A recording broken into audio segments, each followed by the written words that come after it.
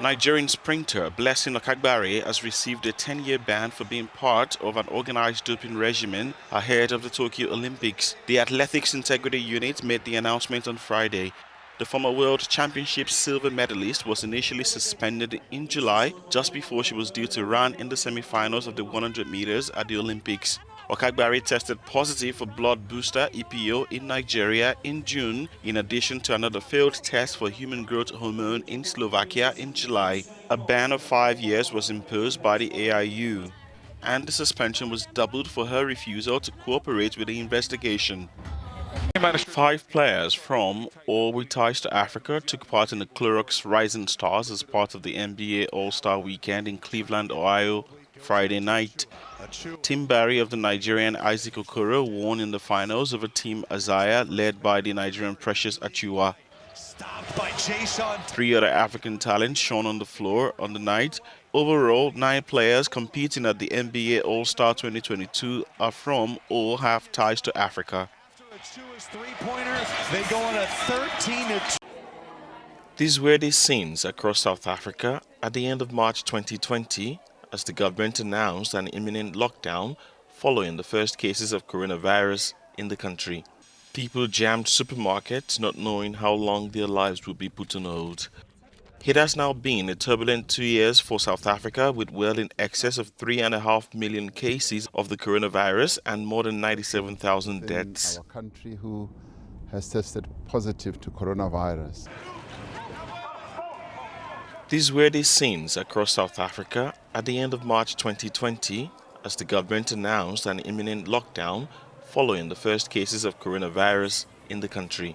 Roads out of the city saw miles of jams as drivers were forced to stop for screening tests.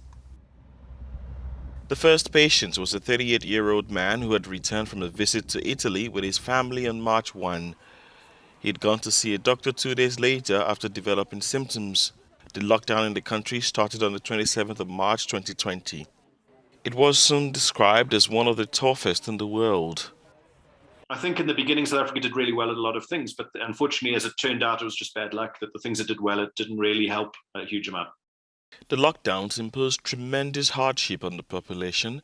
5 weeks after lockdown began, thousands of people queued for food handouts. And frontline health workers and care staff were also concerned about their risk of infection. There's a lot of staff anxiety in the beginning because of the fear of catching COVID, the fear of getting ill in the line of duty, so to speak, and again, not made better by the unknowns, and many people, wondering how they can protect themselves and who's going to get sick and etc.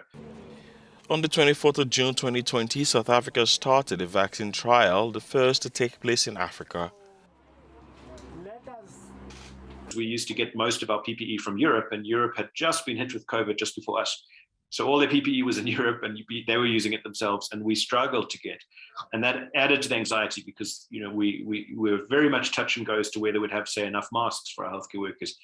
And it's difficult because I think you have every expectation to say that if we give appropriate PPE to healthcare workers, they must work and they must do their job because that's what we all signed up for.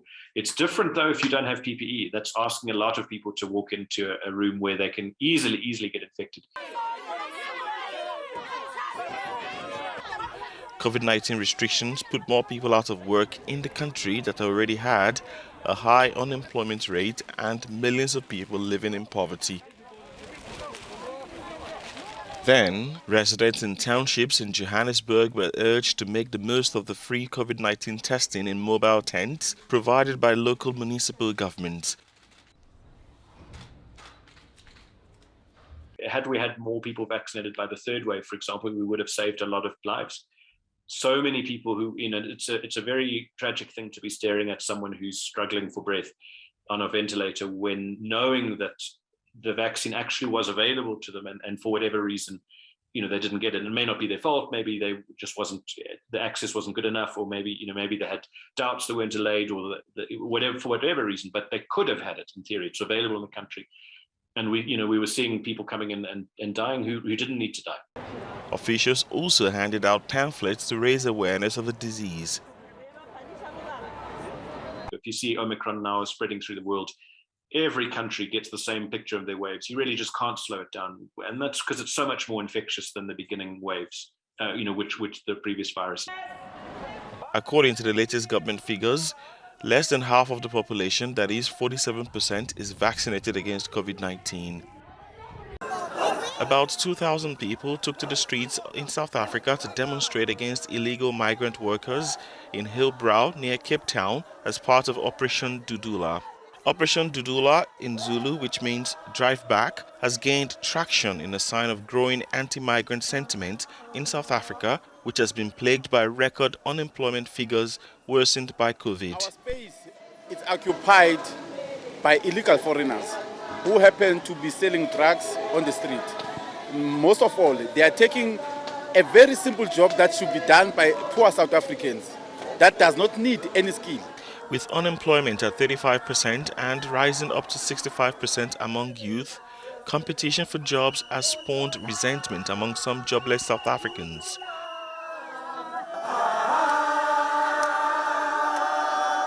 In the past, xenophobic protests have morphed into violence. Attacks against foreigners left at least 62 people dead in 2008, while another 7 were killed in a similar unrest in 2015. As the European Union and the African Union sealed a renewed partnership in Brussels on Friday, Uganda's Minister for Foreign Affairs, General JJ Odongo, has hailed the interesting conversation during the joint summit.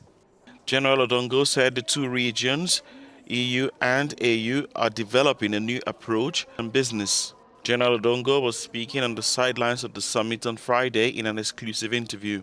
It gave us an opportunity to share quite a number of areas of interest, matters relating to security on the African continent, matters relating to development, matters relating to trade, coping with environment and coping with the effects of COVID. So it was a very interesting conversation that we have held in these past 2 days.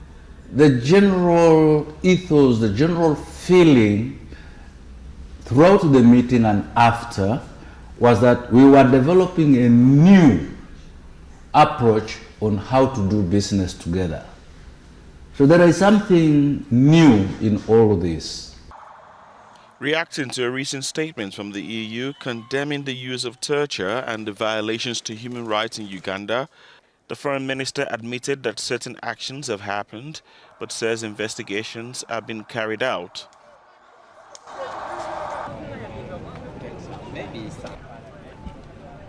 Yes, certain actions have happened, we regret them, but the good news is that we do not sweep it under the carpet.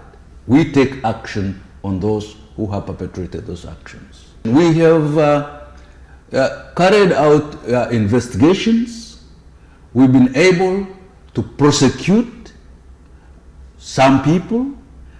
We've even sentenced some people to death on account of their actions, and we are continuing to carry out investigations in order to be able to bring to book all of those people involved in those actions. The East African nation's foreign minister also spoke on the joint offensive by Ugandan and Congolese troops against the ADF rebels in the Eastern Democratic Republic of Congo.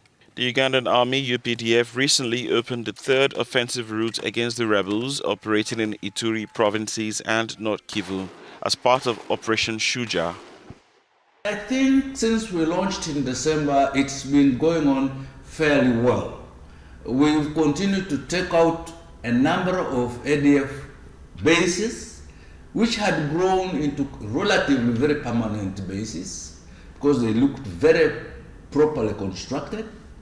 We've taken out a number of those bases. We've been able to capture many of the ADF fighters. We've been able to rescue some of the children that had been abducted and been trained. Uganda was part of the 27 countries that took part in the summit and pledged to launch a global investment strategy with at least 150 billion euros over 7 years to cater for projects in transport infrastructure, digital networks and energy.